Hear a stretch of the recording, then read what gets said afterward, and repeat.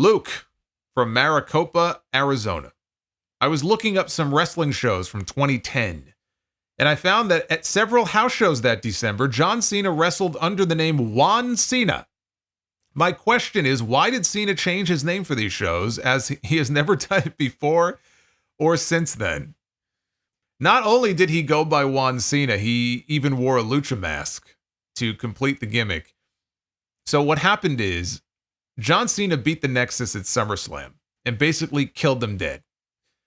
But they kept the story going and even gave Wade Barrett a win over Cena a couple months later, with the stipulation that if Cena won, the Nexus would disband. If Barrett won, Cena would have to join the Nexus.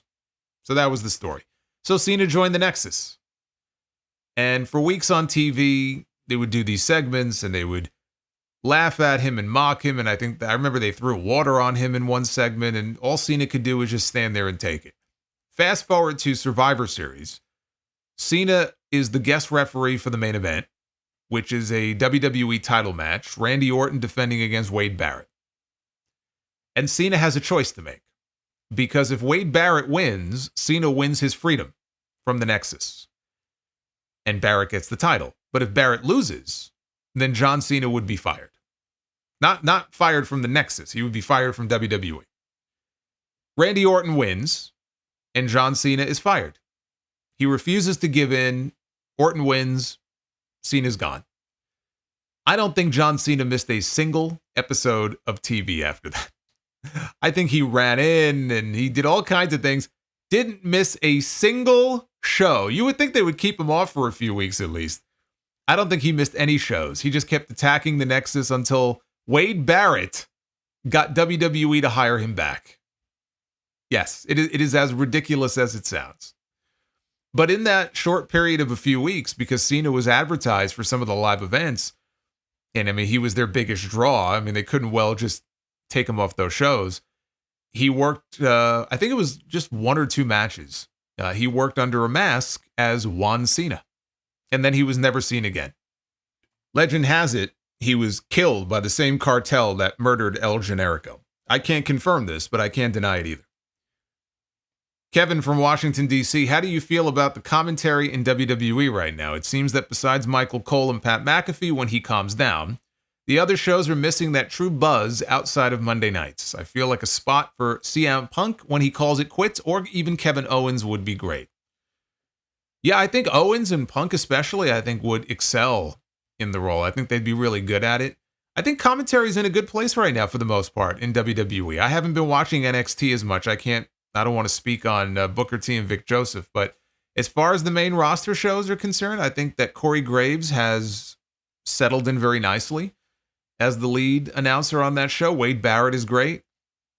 I don't hate Pat McAfee. He just gets on my fucking nerves, especially lately. He just goes so over the top with some of these reactions sometimes that it's a turnoff for me.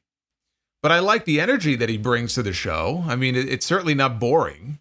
And Michael Cole, since Vince McMahon went away, and the handcuffs came off, and he's not worried about having the angry man in his ear anymore. Michael Cole is much better now than he was years ago. Michael Cole, here's the thing about Michael Cole. Michael Cole got a lot of shit from a lot of people for a lot of years, myself included, and rightfully so.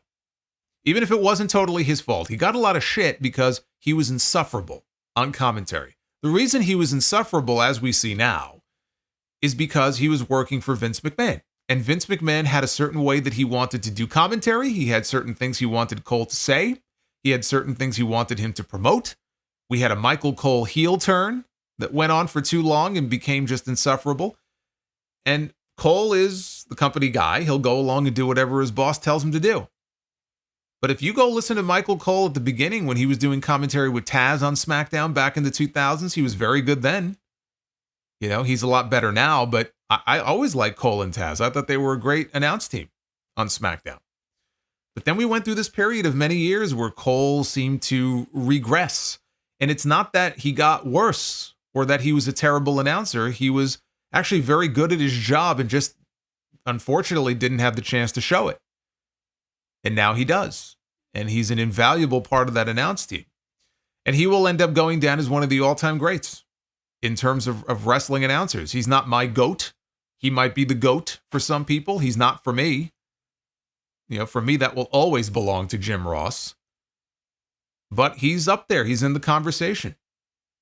And I think the people who refuse to acknowledge that, I'm not saying he has to be your greatest of all time, but if you don't at least acknowledge that he belongs in the conversation, I just think you're just hating on the guy for the wrong reasons.